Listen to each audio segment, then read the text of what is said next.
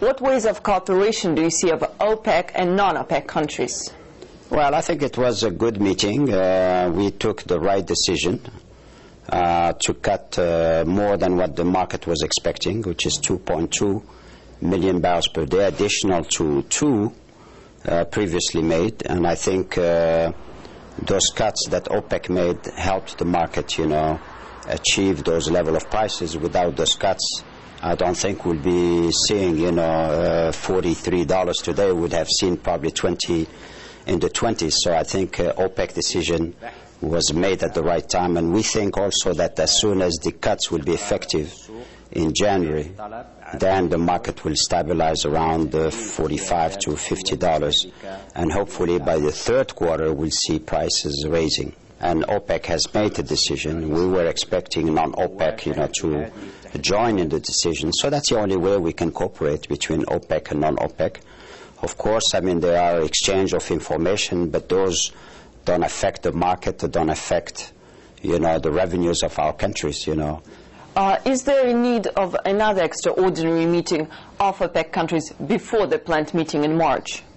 Well, right now, not necessarily, but we still have a chance if the prices deteriorate, between now and, let's say, 19th of January, then we would probably ask for a meeting in Kuwait, because in Kuwait we have already a meeting of heads of states from Arab countries to study the financial crisis. So we would probably do what we did in Cairo, which means call upon an OPEC meeting where we would ask non-Arab members, to join us, in Kuwait. And that could be a good opportunity. But of course, this is only in case, the market deteriorates. But I don't see it really deteriorating further. And in March we will have the opportunity again to look at the market and take the appropriate decision then. How OPEC can make sure that the country members will cut the current levels of production? Well, I think if you look at history of OPEC, I think in difficult times OPEC has been disciplined. So in '86, when the oil price went down to $6 and $7, '98 when the price went down to $9, then OPEC is disciplined. Of course, you cannot expect 100%.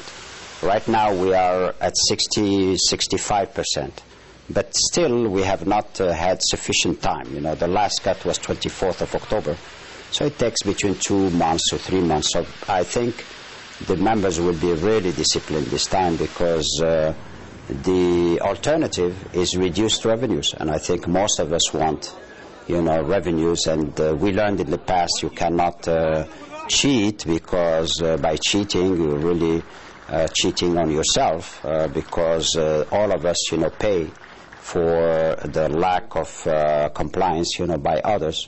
So that's the only way you can do it. There's no way we can punish, somebody because he's not complying. Today's meeting is likely to be about some form of cooperation, maybe in the way of gas OPEC, some call it like that. Do you think that the formation will be similar? Well, I don't think it's possible. Oil OPEC is concerned by today's market conditions, and it's, how do you say, managed, by the situations, day-to-day situations. As you have seen, we have decided to cut because the market was moving fast, downward. The forum, which we are going to put in place, is not going to be able to do that, because all the members have long-term contracts, and those contracts, have this set up the volumes, so we are not going to be able to change volumes. And then the prices are fixed in relation to, oil price. So I think the forum is going to be something different, because the forum will be forward-looking. It's not going to be, backward-looking and then take into account, history, and then what do you do? I think the forum will be looking in 15, 20 years from now. What's going to happen, to the market, how the competition, will be put in place, how the Protocol of Kyoto will affect, the revenues from these countries, how introduction of new sources of energy will affect, the shares of our markets. So it will be more focused on the future than today's. And of course it will work more together, also just like OPEC, people will work together because they have a common interest in the long term. I don't have an interest in competing with Russia, neither Russia has an interest in competing with me, because both of us will lose, in the end product. But since gas projects take a long time, LNG takes 10 years, gas pipeline, to build a gas pipeline takes between 10 years and 15 years. We have to start thinking now about what's going to happen in 50 years, 20 years. And so that's the big difference between OPEC for oil and the forum of exporting, producing, gas countries. But both of them have something common. They both are going to be economic organizations. They're not going to be political organizations. The forum of gas exporting, producing countries will be formalized, by an agreement between various governments who want to be members of that forum. It defines the objectives, of this forum. It defines also how it's going to be organized. And basically it's going to be organized like OPEC, for oil is organized, which means it will have a president, it will have a secretary general, it will have a board of governors, and it will have a localization, for the forum, localization, which means headquarters. And 4 countries are candidates, for the headquarters of this forum, which means Algeria, Qatar, Iran, and Russia are offering to localize, this forum.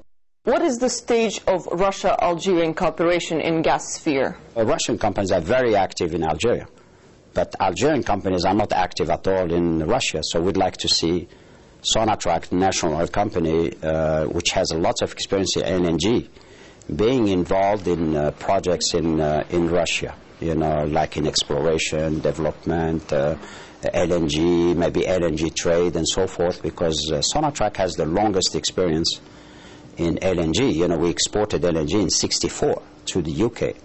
So we have 45 years, of experience. The price today at $40 is going to eliminate lots of gas projects, because $40 a barrel means $4 a million BTU or less. $4 doesn't even cover, the cost.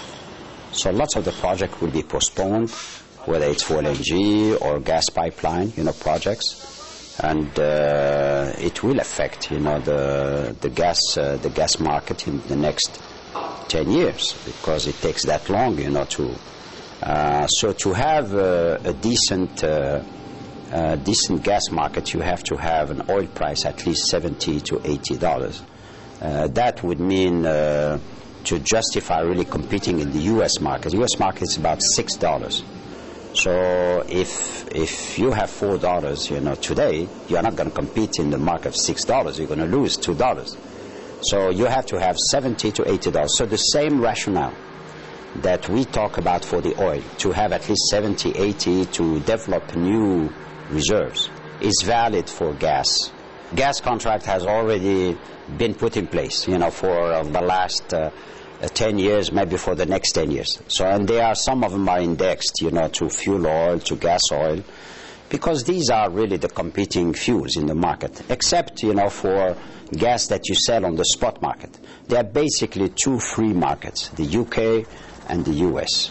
And those you can sell on the spot market, you get the price of the market, and those are gas-to-gas competition. It's gas competing with another gas, coming from some other countries, But in Europe, you are really competing against fuel oil and gas oil, and also competing with other energy sources like nuclear, solar, and so forth.